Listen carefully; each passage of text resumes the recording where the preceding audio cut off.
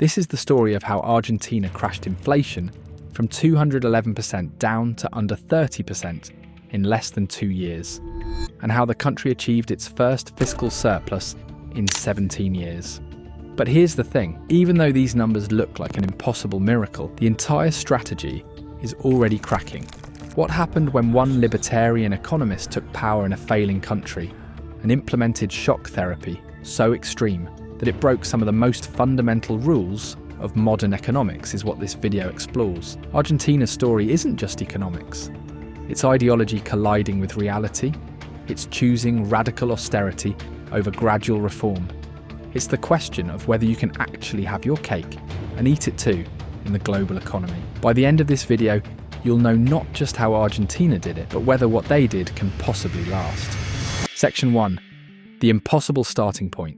To understand how Argentina did the impossible, you have to start with just how impossible the situation was when we began. At the end of 2023, Argentina wasn't in a bad place. Argentina was in a catastrophic place. The annual inflation rate had hit 211.4%, the highest in 32 years and the highest in all of Latin America at that moment. This wasn't a recession, and it wasn't even a crisis in the traditional sense. This was economic collapse happening in real time. Imagine walking into a grocery store and discovering that your entire annual food budget was worth less than half of what it had been 12 months earlier. That was Argentina. December 2023 brought even more shocking numbers, with monthly inflation hitting 25.5% in a single month, which is higher than most countries experience in an entire year. The central bank had negative $4.5 billion in reserves, and the country had defaulted on foreign debt just 22 years earlier, in 2001, which remains the largest foreign debt default in modern history. 2 decades of failure followed that default, with each reform attempt eventually collapsing under its own weight. The reasons were structural and repeated. Successive governments had spent decades printing money to cover deficits. They'd created artificial currency controls that distorted markets. They'd handed out subsidies based on political calculation rather than economic logic. And they'd restricted capital movement so aggressively that the black market exchange rate, called the dollar blue, was trading at over 1,000 pesos per dollar, while the official rate sat frozen at 365. That gap, that enormous gap between the real value and the official value, tells you everything you need to know about how broken the system had become. Poverty had reached approximately 40 to 41% of the population. The economy had stalled for years, and the government owed $44 billion to the IMF under an arrangement that wasn't working. In November 2023, Argentines went to the polls facing a choice between continuing with the same economic establishment that had failed for decades or voting for a radical break with everything. They chose the radical break. Section 2. Who is Javier Milei? The man Argentina's elected president wasn't a typical politician. Javier Gerardo Milei Franco had spent most of his career as a television personality and political pundit, criticising Argentina's economic establishment on national television, and he arrived at the ballot as a 53-year-old economist with an ideology that set him apart from every other candidate. Milei openly calls himself an anarcho-capitalist, and he means it seriously.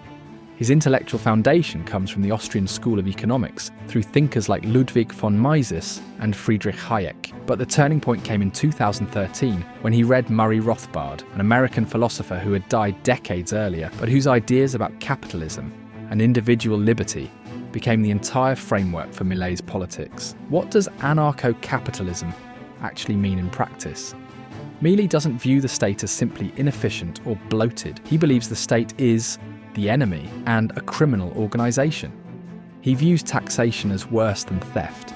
He thinks social benefits create dependency rather than opportunity, and he opposes government intervention in nearly everything. This wasn't a moderate libertarian flavouring a conventional platform with some free market ideas.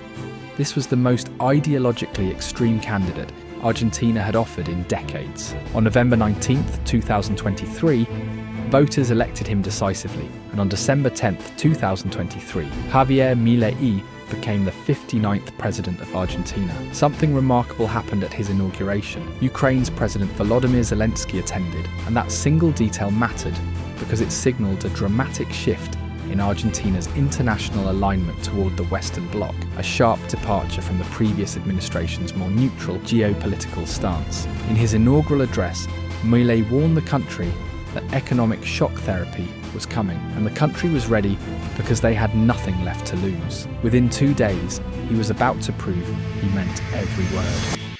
Section 3. The Chainsaw Plan. Phase 1. On December 12, 2023, just 2 days after taking office, Milei's economy minister Luis Caputo announced the reforms they called the Chainsaw Plan, a name that was completely literal because Milei had carried an actual chainsaw during his campaign rallies as a symbol of what was coming. Now the cutting was about to begin. The first shock came on December 13, 2023, when the government devalued the peso by over 50% in a single day, moving the official exchange rate from 365 pesos per dollar to 800 pesos per dollar overnight. What made this different from a normal devaluation was the mechanism they introduced next, a crawling peg that would automatically devalue the peso an additional 2% every month, which was supposed to gradually adjust the exchange rate while preventing the kind of currency panic that usually follows devaluations. That same day, December 13th, the government eliminated nearly all subsidies, removing energy subsidies completely, making transportation subsidies disappear, and lifting price caps on essential goods. These weren't small adjustments because energy subsidies alone had represented 1.4% of GDP, which isn't a rounding error, but rather a massive piece of the entire budget. Then came the government restructuring that cut the number of ministries in half, from 18 down to 9, eliminating the Ministry of Public Works, the Ministry of Transport, the Ministry of Environment, Culture, Tourism, and several others in one stroke. The number of secretariats dropped from 106 down to 54. Senior civil servant positions were cut by 50%.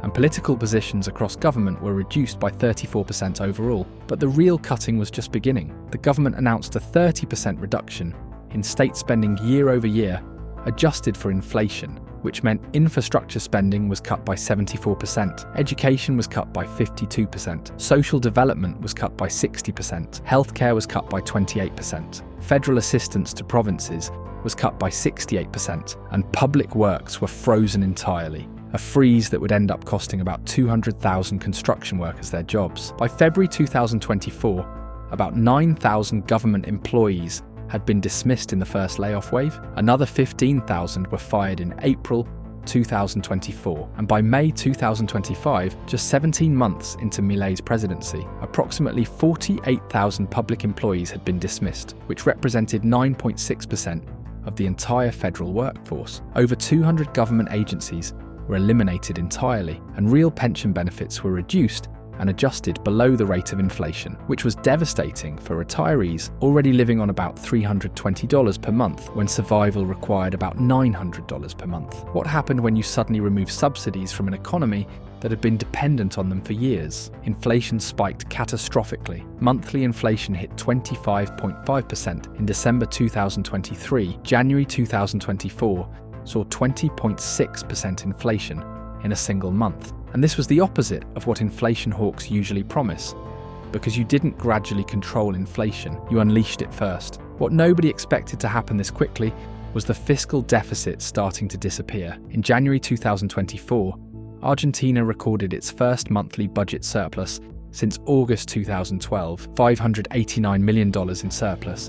And then it happened again the next month and the next month after that.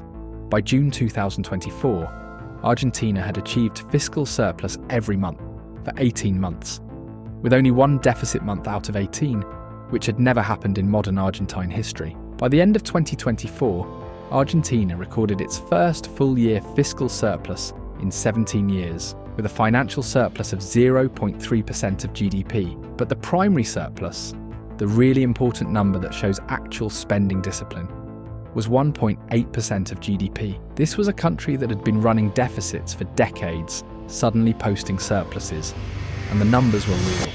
Section 4.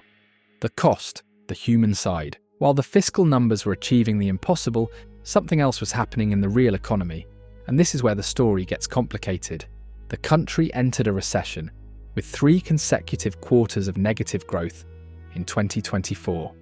Q1, Q2, and Q3 all contracted, and GDP shrank 1.8% for the full year 2024. When an economy shrinks, people lose jobs and incomes fall in real terms, and that's exactly what happened. Unemployment, which had been 5.7% when Milei took office, rose to 7.7% by Q1 2024 and peaked at 7.9% by Q1 2025, the highest in 4 years.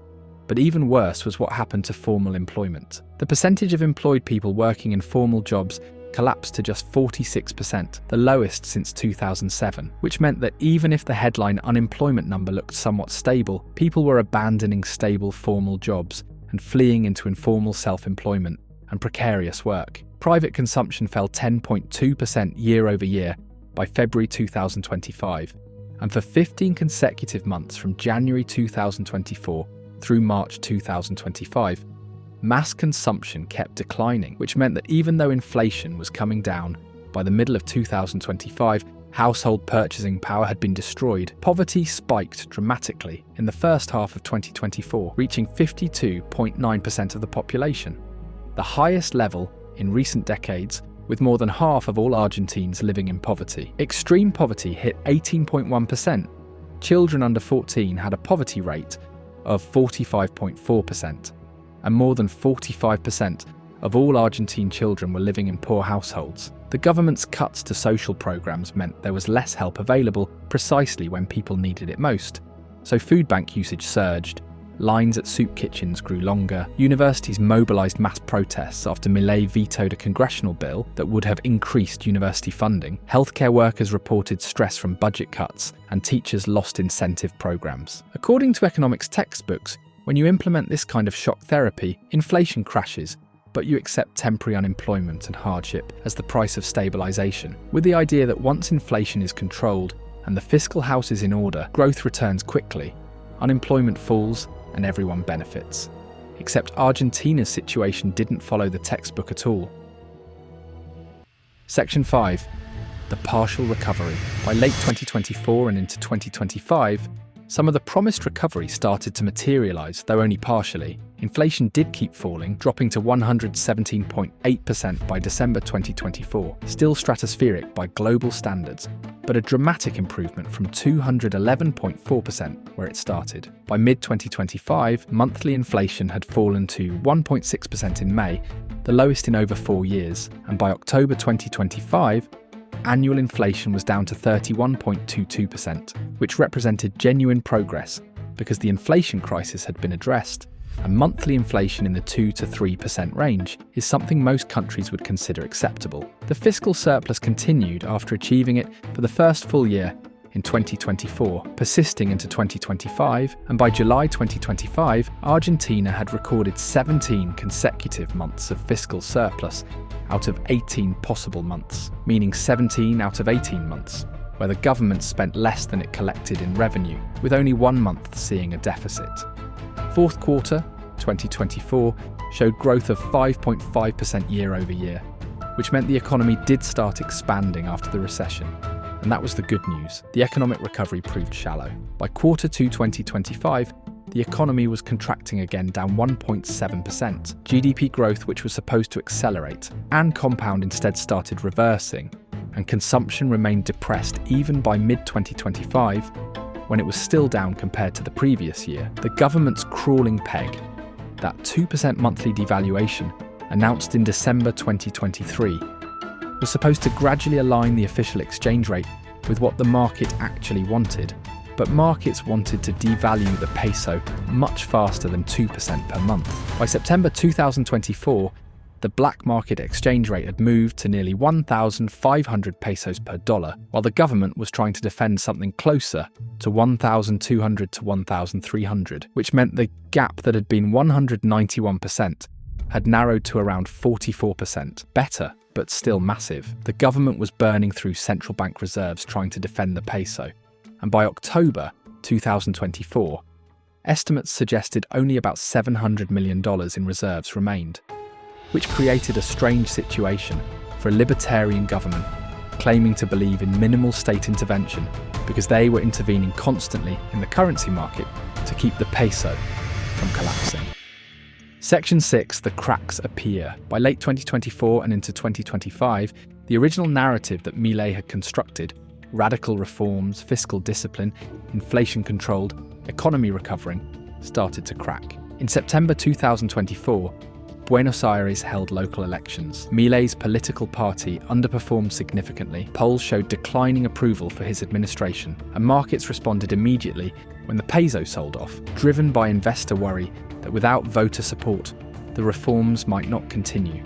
What economists call a doom loop had formed. Falling approval polls led to market sell-offs, which caused currency pressure and stunted the economic recovery, which led to even lower approval polls, creating a reinforcing cycle downward that threatened the entire reform agenda. Bribery accusations emerged in 2025 against Karina Milei, Javier's sister, and his closest advisor, and other top officials in his government, which created questions about whether the government's integrity could be trusted with continued reform implementation. Politically, Milei's situation was precarious because his party held only a minority of congressional seats, while the opposition controlled close to half of both chambers. Milei had implemented radical reforms through executive power. Despite this minority status, he'd vetoed multiple bills passed by Congress and won enough support to sustain those vetoes, including vetoing pension increases and university funding bills that had wide congressional support.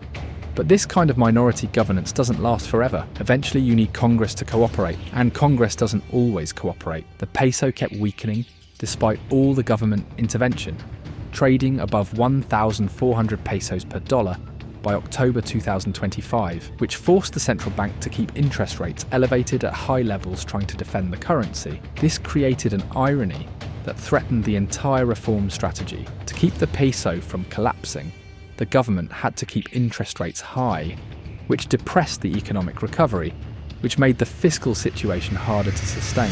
Section 7.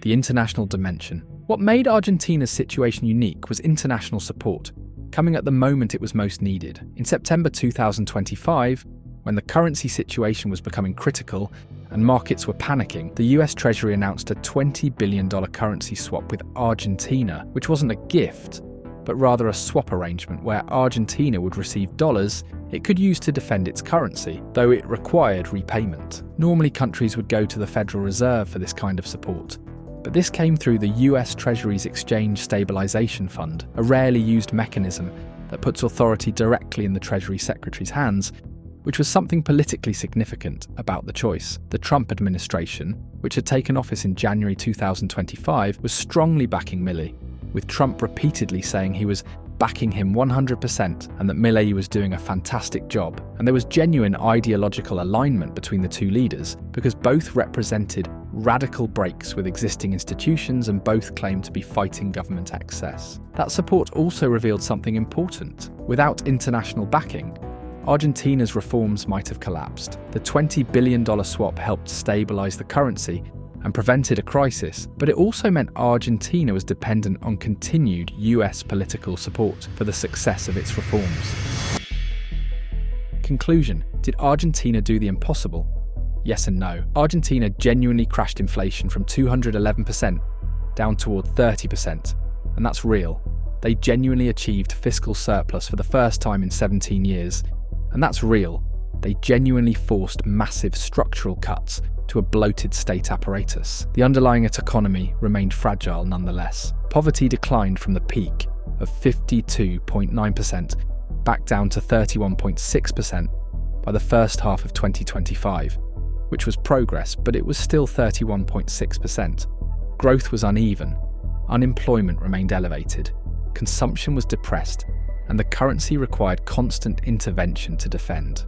The deeper question isn't whether Argentina did the impossible, they did, but whether what they did can actually last. By late 2025, the system was already cracking because the political coalition that enabled these reforms was fragmenting, and the economic recovery that was supposed to justify the human cost was stalling.